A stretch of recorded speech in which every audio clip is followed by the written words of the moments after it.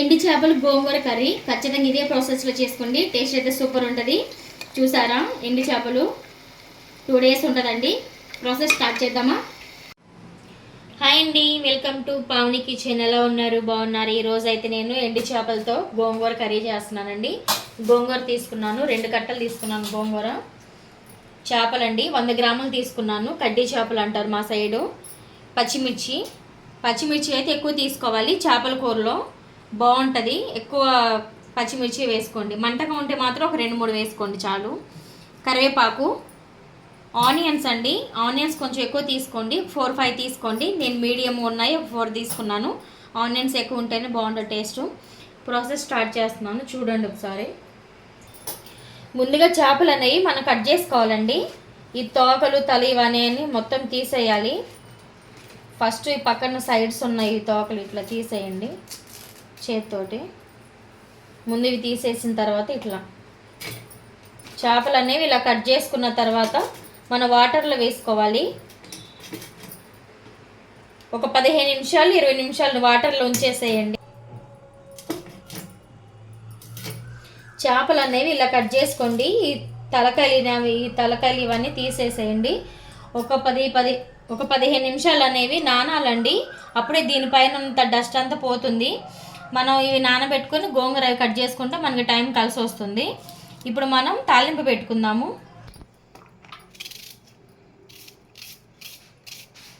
Onion cut చేసుకుందామండి. ఒక 3 పెద్దవైతే 3 తీసుకోండి, చిన్నవైతే 4 తీసుకోండి. ఇలా కట్ చేసుకోండి.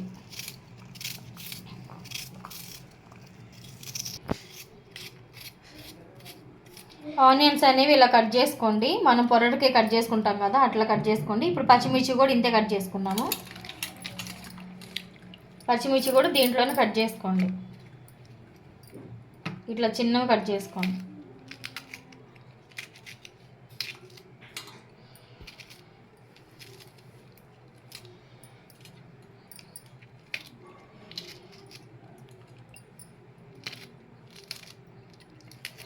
నాయి కొంచెం మంట తక్కువ అండి పచ్చిమిర్చి, అందుకే నేను కొంచెం ఎక్కువ వేసుకుంటున్నాను. ఈ గోంగూర చేపల కూరలో ఈ పచ్చిమిర్చిని టేస్ట్.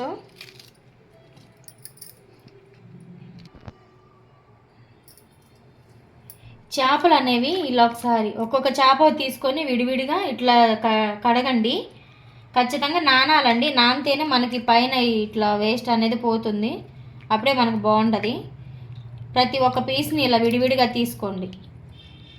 మీకు ఇంక ఈజీగా కావాలంటే కొంచెం కళ్ళుప్పు వేసి మొత్తం ఇట్లా కడిగేసేయండి. ఒక 2-3 సార్లు కళ్ళుప్పు వేస్తే చేపలు అనేవి కొంచెం తెల్లగా త్వరగా క్లీన్ అవుతాయి.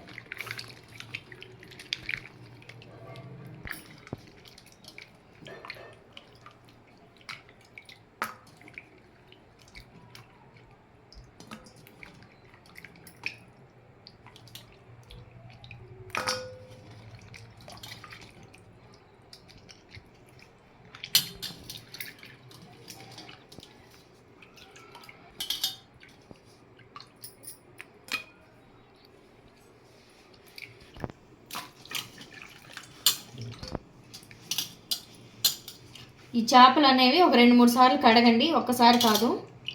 కొంచెం లైట్ ఇసుక అనేది ఉంటుంది వీటిలో కూడా. చేపలు అన్నీ మనం రెడీ చేసుకున్నాం కదండి కడుక్కొని. ఇప్పుడు మనం అయితే కర్రీ రెడీ చేసుకుందాము. ప్రాసెస్ చూడండి. ఆయిల్ వేసుకోండి. ఒక 3 స్పూన్లు ఆయిల్ వేసుకోండి.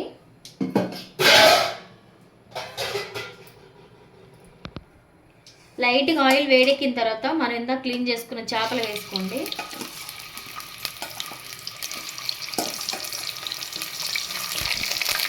హైలో పెట్టొద్దండి, సిమ్లో పెట్టండి. సిమ్లో ఉంచేసేయండి.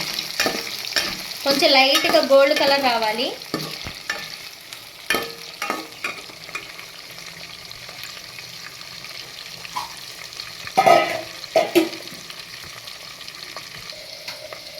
ఫిష్ అనేది గోల్డ్ కలర్ వచ్చాయి కదా చేప ముక్కలు అనేది. ఇప్పుడు మనం ఇందాక కట్ చేసుకున్న ఆనియన్, పచ్చిమిర్చి వేసుకుందాము. ఇందాక మనం కట్ చేసుకున్నాం కదా ఆనియన్, పచ్చిమిర్చి, అవి వేసుకుందాము. చేపలు కొంచెం వేగిన తర్వాత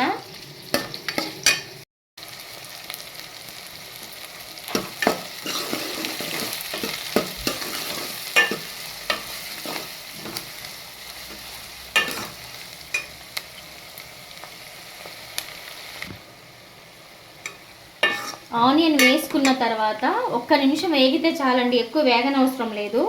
అది పచ్చి కొంచెం లైట్గా పచ్చి వాసన పోతే సరిపోతుంది, ఎక్కువ వేగితే బాగోదు. గోంగూర వేసుకుందాం.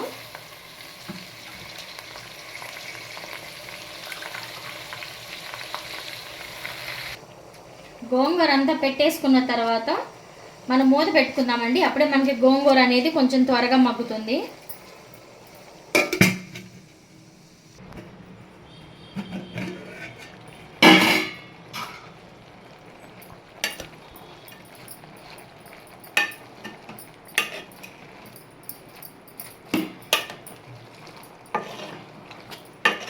గోంగూర పెట్టి మూత పెట్టి తీసిన తర్వాత ఒక 5 నిమిషాల తర్వాత ఇట్లా తీస్తే గోంగూర అంతా మనకి ఎనిగినట్టు ఉంటుంది.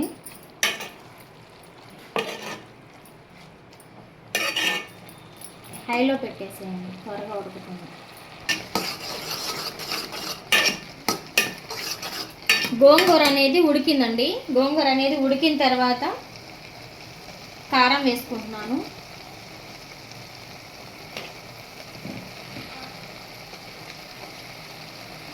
పసుపు,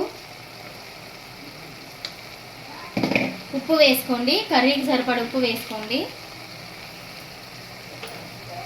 గోంగూర కాబట్టి కొంచెం ఉప్పు పడుతుంది, చూసుకొని వేసుకోండి ఒకసారి.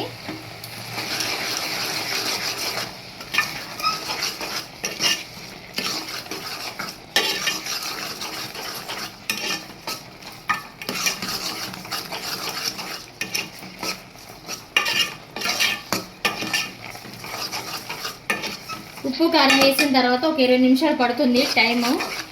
కూర అనేది మంచిగా ఉడకాలి. కర్రీ అంతా దగ్గరకు వచ్చేసి ఆయిల్ పైకి వస్తే మనకి కర్రీ అనేది ఉడికినట్టే.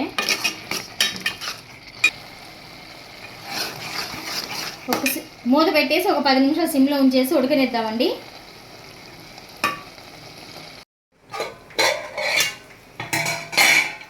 పది నిమిషాలకి మనకి కర్రీ అనేది రెడీ అయిందండి.